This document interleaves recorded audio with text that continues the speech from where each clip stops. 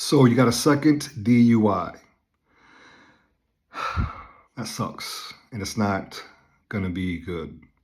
It's not pretty. I got a second DUI myself. I was on my motorcycle. I was going 77 in a 60. Got pulled over by the police. They smelled alcohol on my breath. Um, I failed the field sobriety test and they asked me to do the breathalyzer. I refused. They immediately arrested me, put me in the back of the squad car, impounded my motorcycle, and took me straight to jail. This happened about 3 in the morning on a Saturday morning, so I was out pretty late on a Friday night into Saturday morning. I had to spend the weekend in jail. I saw the judge on Monday. That was my arraignment. I pled not guilty. Um, so because I refused the breathalyzer, my license is suspended automatically for 2 years. They put a hold on my motorcycle, so I can't get it until I appear in court. I currently have a lawyer working on that.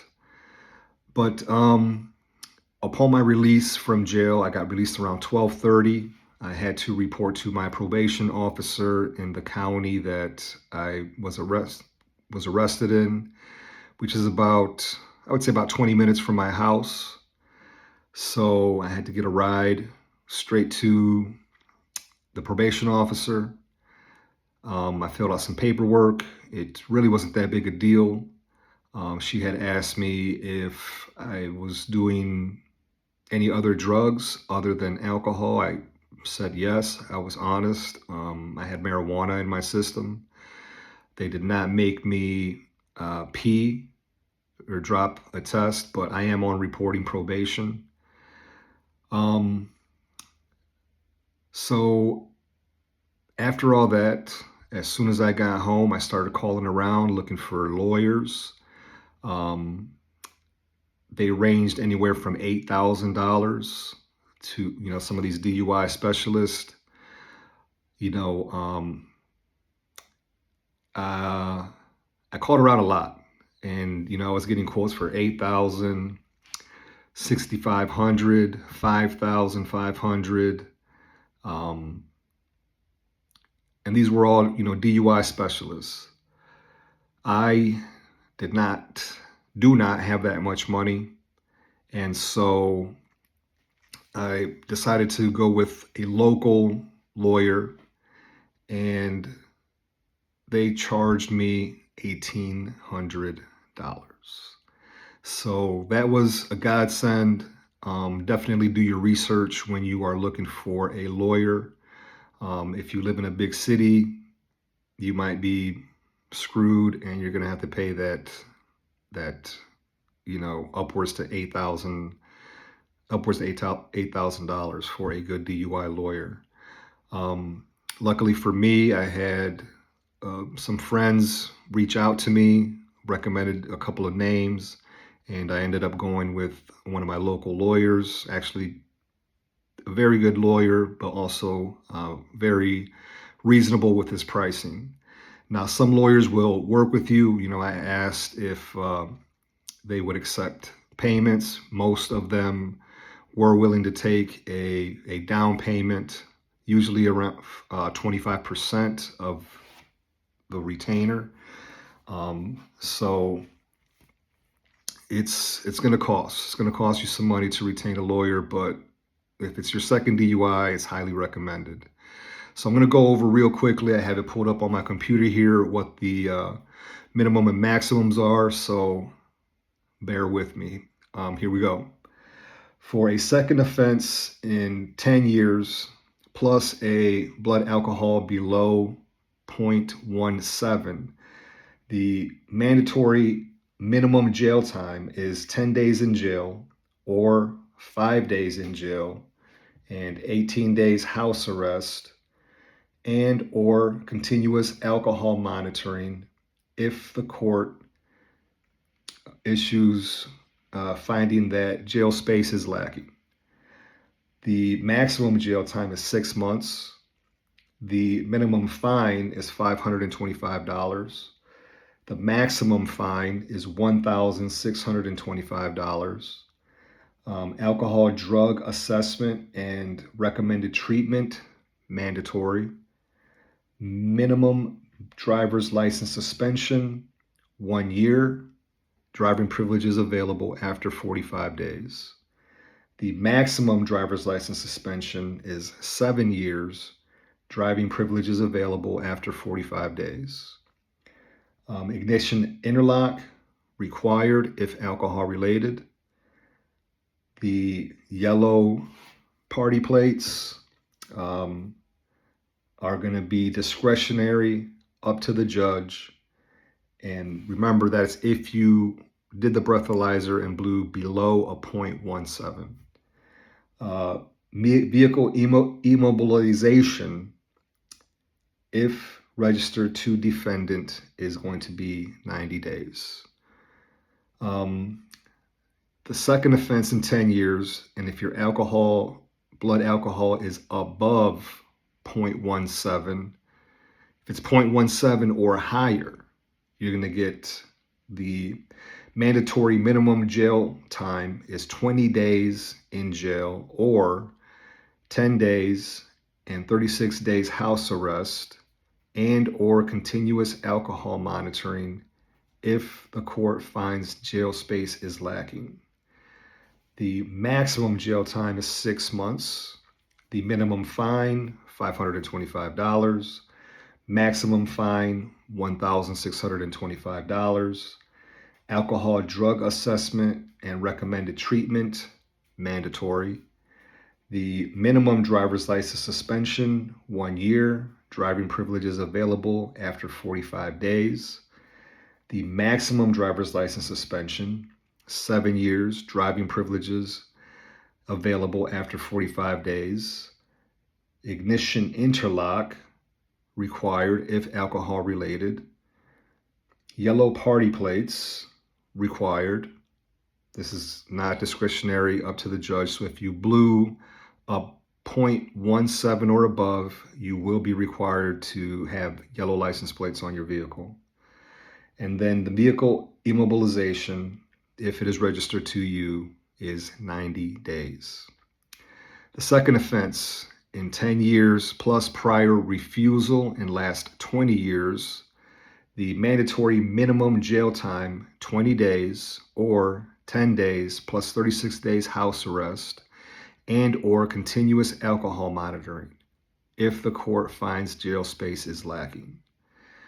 Maximum fine is $525.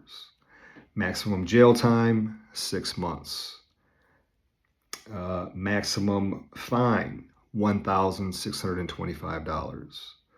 Alcohol drug assessment and recommended treatment, mandatory.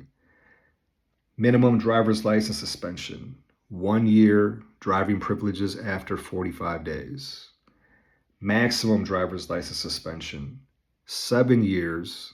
Driving privileges available after 45 days. Ignition interlock required if alcohol related. Yellow party plates required. Vehicle immobilization, if registered to defendant, is 90 days. Just a couple of side notes. Continuous alcohol monitoring is when they put like a monitor. It's usually around your ankles, almost kind of like house arrest. And if you are drinking, it'll detect that you have been drinking. Not sure about the science behind that, but they will come and arrest you and take you to jail if you are found to be drinking while under the 36 days of house arrest or the continuous alcohol monitoring. The ignition interlock is a device that is in your vehicle that will test your breath each time you go to start your vehicle. If it detects breath on your If it detects alcohol on your breath, the car will not start. So, um, this is what you're looking at if you or a loved one got a second DUI. Again, this is in Ohio, so it might change in your state. And I'm getting my information from Riddle Law. And Riddle Law is a law firm, and they do a little bit of everything, but they also specialize in DUIs. So this is where I'm getting my information from. Um, I did not take the breathalyzer, so I am looking at some of these maximums. I have not been convicted yet. I pled not guilty. I'm hoping to get it reduced to a lesser charge, but I'm going to have to go through the process. I went for my lawyer to work on it. I got my DUI October 18th. Today is October 29th, and I have a hearing. I got a continuance until November 13th. So this is currently what I'm going through.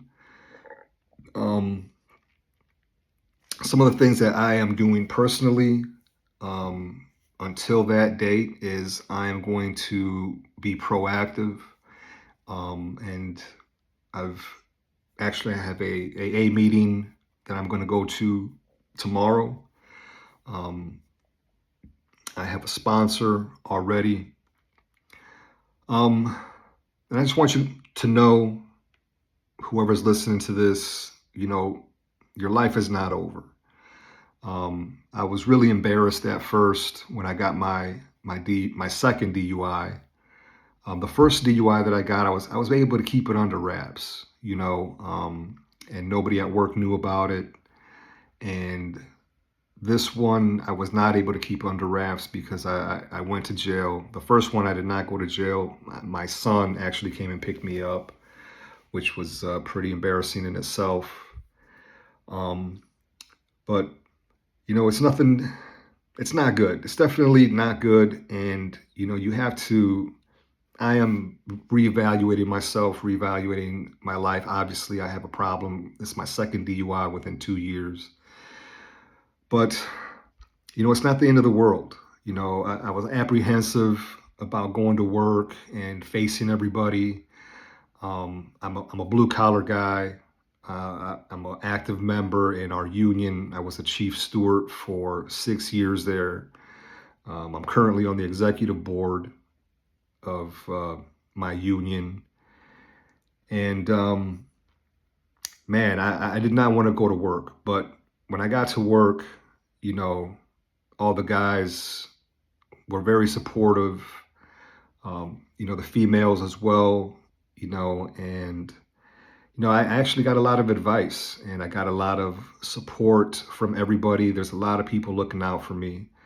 And I usually consider myself a loner. I usually stick to myself. I go to work, I do my job. And I was surprised to see how many people came up to me, asked me if I was all right, asked me how I was doing, gave me advice. And,